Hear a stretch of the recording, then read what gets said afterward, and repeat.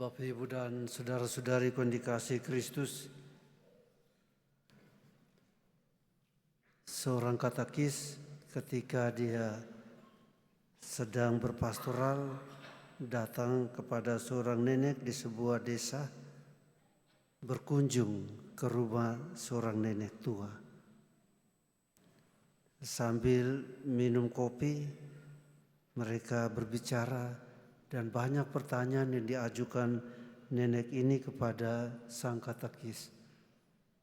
Salah satu pertanyaan yang menarik adalah, "Pak katekis, kenapa begitu banyak bencana dalam hidup manusia?"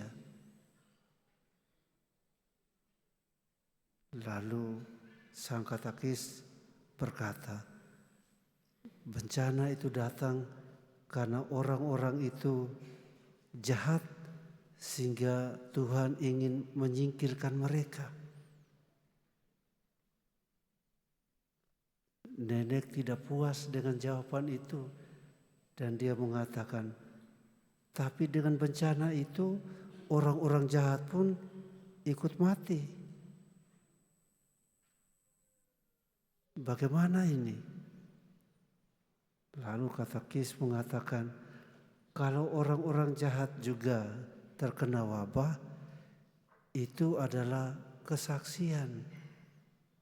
Bukan karena dia jahat, tapi ingin memberi kesaksian supaya pada hari pengadilan terakhir akan dilihat siapa yang baik dan siapa yang berbuat jahat. Mereka akan dipisahkan satu sama lain. Bapak, Ibu, dan saudara sekalian yang saya kasih dalam Kristus, cerita itu hanya mau membawa kita pada kesimpulan ini. Dalam hidup kita ada sebuah persoalan yang seringkali terjadi dalam hidup kita. Kenapa bencana sering datang kepada kita?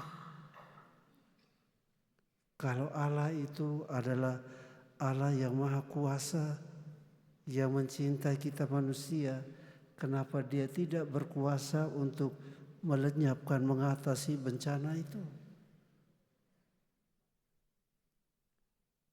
Lalu mengapa orang-orang jahat, orang-orang baik seringkali juga mengalami bencana, kesulitan, penderitaan dalam hidup mereka? Harusnya mereka mendapat berkat Tuhan karena mereka orang baik. Bapak, Ibu, dan saudara sekalian yang saya kasih dalam Kristus, bahkan dalam kenyataan hidup kita, kita yang sudah berbuat baik, kita yang sudah berjuang untuk menjadi orang baik,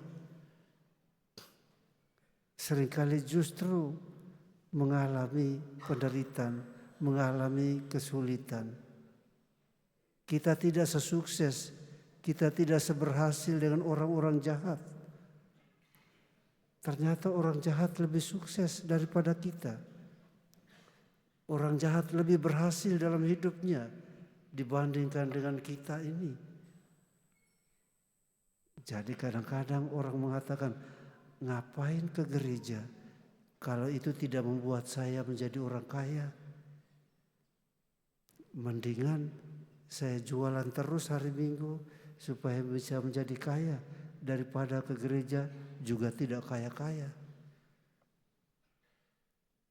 Bapak, Ibu, dan saudara sekalian yang saya kasih dalam Kristus, persoalan itu mau dijawab Yesus lewat Injil yang baru saja kita dengar ini dengan cerita perumpamaan ini.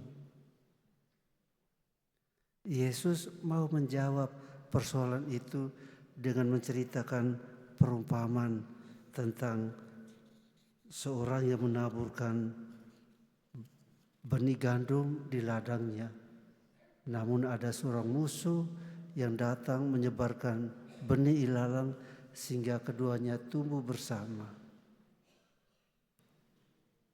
Sesuatu yang tidak mudah untuk dipahami. Karena apa? Karena kebiasaan kita. Dalam hidup kita, mungkin karena kita di Jakarta tidak terlalu memikirkan soal cara bertani. Tapi para petani biasanya sesudah menanam padi misalnya, mereka akan membersihkan rumput-rumput yang tumbuh bersama padi tersebut.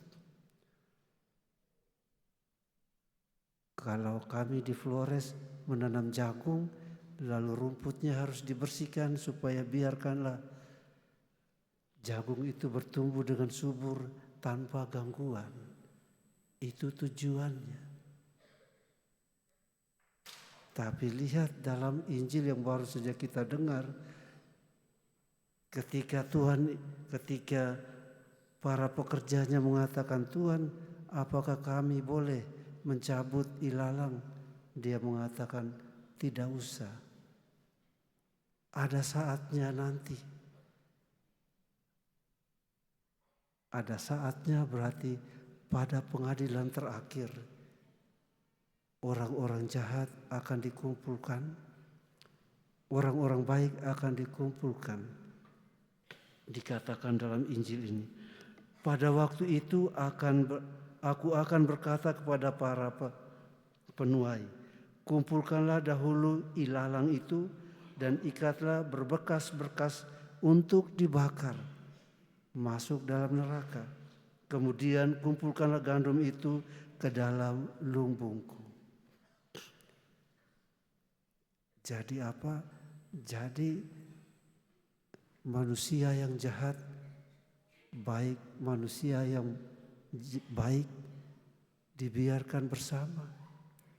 Nanti ada saatnya pada pengadilan terakhir, yang jahat dikumpulkan sendiri, yang baik dikumpulkan sendiri.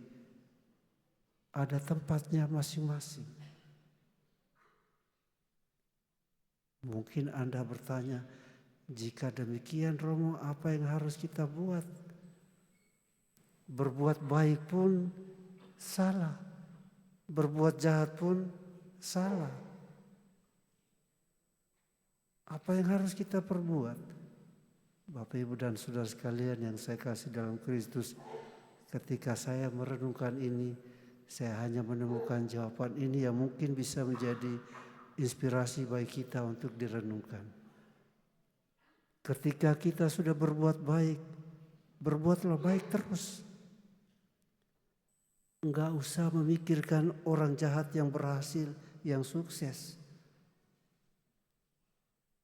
Ada saatnya mereka mendapatkan kesuksesan di dunia, kita akan mendapatkan kesuksesan di surga kelak.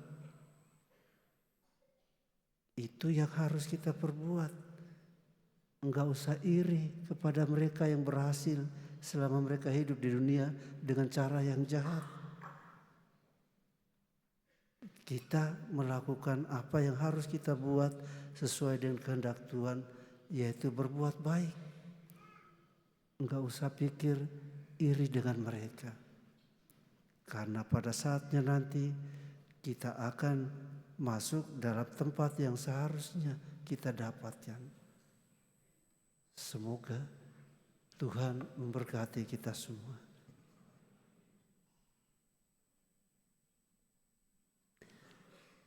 Marilah sekarang kita berdiri untuk menyatakan iman kepada